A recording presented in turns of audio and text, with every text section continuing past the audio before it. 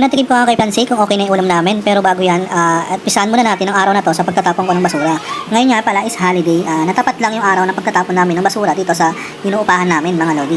At ito na nga, pababa na tayo ng hagdan. Ingat lang tayo sa paglalakad mga lodi, baka ako'y madulas talaga dito. Ayan, ito na nga, naglakad-lakad na ako palabas sa aming gate. Ayan, buti na lang mga lodi, hindi umulan at hindi maputik yung daan. Ayan, so sigurado na naman siguro na madumi na naman ang gulong ng motor ko nito mga lodi pag nilabas ko. At ito nga, lakad-lakad lang muna tayo sa aking tatapunan. Doon nga pala ako magtatapon sa gilid ng Riles mga lodi. Nakikita nyo dito mga lodi, may banteritas mga lodi kasi malapit na ang pesta rito mga lodi. Ayan, at ito na nga mga lodi, malapit na ako sa aking pagtatapunan. At ito nga, tinapon ko na mga lodi. Dito lang yan, sa likod ng Riles. Ayan mga lodi, kung nakikita nyo mga lodi.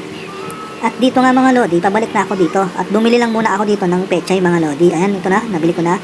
10 piso lang ito mga lodi. At dito nga tayo dadaan sa mas malapit, dito sa iskinitang maliit mga lodi. Ayan, so nandito na ako. Ayan, mas shortcut siya mga lodi, mas malayo sa kasi sa kabila. At ito na, umakyat na ako ng hagdan mga lodi. Papasok na rin ako dito sa upahan namin. Ayan, ito na, pumasok na ako ng bahay. Ayan, so dito na ako sa kusina. Ayan, so ito nga mga lodi, inimpisahan ko na ditong maghiwa ng mga gagamitin natin sa pagluluto mga lodi. Hiniwa ko nga lang po na itong sibuyas mga lodi. Ayan, ganyan lang kalalaki yung hiwa ko dyan mga lodi. At ito nga, sinunod ko na itong bawang. Tinanggal ko lang muna yung balat at ayoko isama yung balat na yan. Ayan, hiwa-hiwain lang natin yan na maliliit mga lodi. Ayan. After nga niya mga lodi, sinunod ko na itong kamatis. Mga 2 kamatis lang ang nilagay ko dyan mga lodi.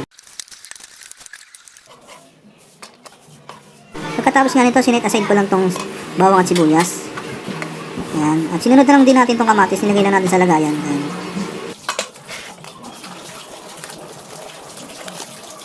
At dito nga mga lodi, naglinis-linis muna ako dito mga lodi. At isusunod ko na itong pechay mga lodi. Iwai-iwai lang natin siya ng maliliit mga lodi. Siyempre nanugasan ko muna yan mga lodi. Kitang-kita nyo naman, di ba? Ayan. Iwai lang natin siya ng maliliit mga lodi. Ayan. So magigisa lang naman tayo ng makarel mga lodi. Hugas lang tayo ng kamay. And ayan, hugasan na natin yung pechay mga lodi. At tapos ngayon mga lodi, sinindahan ko na yung kalan mga lodi.